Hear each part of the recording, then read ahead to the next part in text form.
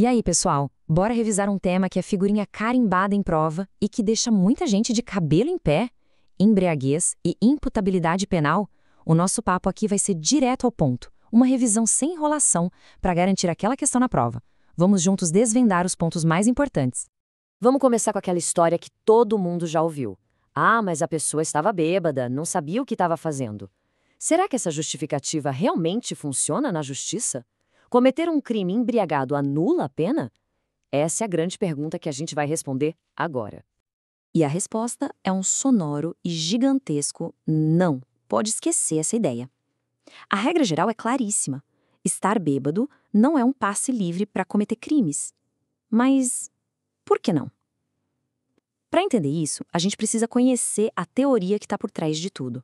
O nome pode parecer complicado, teoria da atia libera em causa, ou simplesmente ALIC. Mas a lógica por trás dela é muito inteligente. Pensa assim, a lei não olha só a foto do momento do crime, quando a pessoa podia estar fora de si. Ela assiste ao filme completo. Ela volta a fita e pergunta, espera aí, a decisão de começar a beber foi livre? Foi por vontade própria? Se a resposta for sim, a responsabilidade penal continua lá, intacta. E essa teoria não é só um conceito de livro, não. Ela está escrita na lei, preto no branco. E o artigo que você precisa ter na ponta da língua para a prova é o artigo 28, inciso 2º do nosso Código Penal.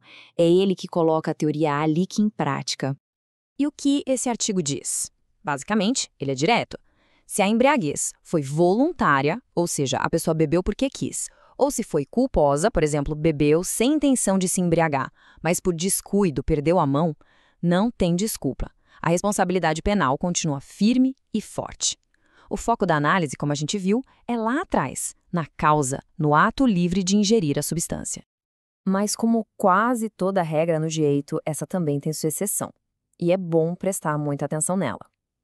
A única, eu disse única, situação que pode de fato mudar essa história é a embriaguez acidental.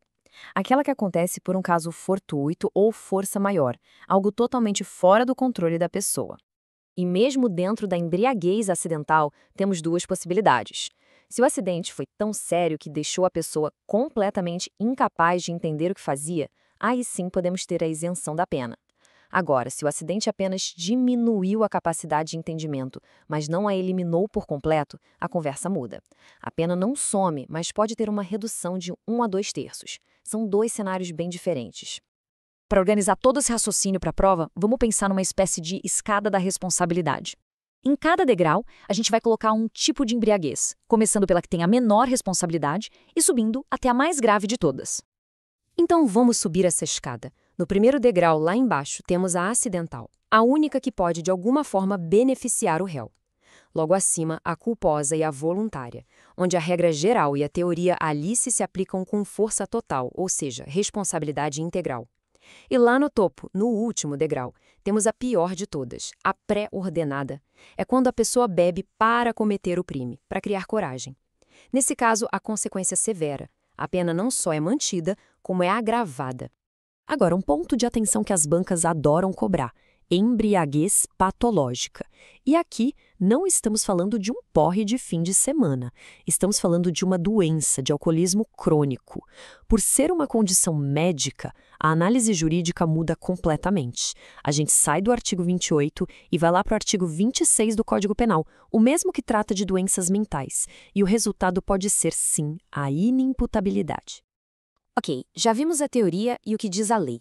Mas e na prática? Como o Superior Tribunal de Justiça e o Supremo Tribunal Federal interpretam tudo isso? Vamos dar uma olhada na jurisprudência, porque é ela que mostra como a coisa funciona no mundo real. E aqui vai uma dica de ouro, direto dos tribunais. Sabe a famosa desculpa do "tive um apagão, não me lembro de nada"? Então, para o STJ, isso não cola.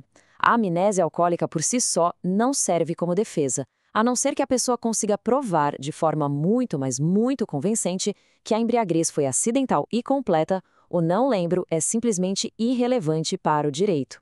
E essa linha dura dos tribunais se repete em outros assuntos importantes. Nos crimes de trânsito, por exemplo, o STJ já consolidou que dirigir embriagado pode sim configurar dolo eventual, porque a pessoa assume o risco de matar alguém. Sobre a premeditação, se o plano do crime existia antes de beber, a embriaguez não apaga isso. E até no crime pré-ter doloso, a teoria ALIC é usada para garantir a punição pelo resultado mais grave.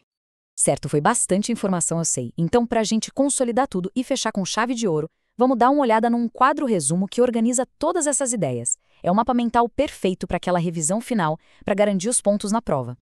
Olha só como tudo se encaixa. Voluntária e culposa? A regra é a responsabilidade total, com base na teoria ALIC e no artigo 28. Pré-ordenada? A situação piora e a pena é agravada. A única exceção que pode aliviar é a acidental. Se for completa e isenta de pena, se incompleta, reduz. E por fim, correndo por fora, a patológica, que é tratada como doença mental pelo artigo 26. Esse quadro resume tudo o que você precisa saber. E, para terminar, o bizu de ouro, a regra para você nunca mais esquecer. Se na hora da prova bater aquela dúvida, aquele branco, agarre-se a isto. A embriaguez voluntária, aquela que a pessoa escolhe ter, nunca, em hipótese alguma, vai ser uma desculpa para excluir a responsabilidade penal. Guarde isso e a questão já está no papo.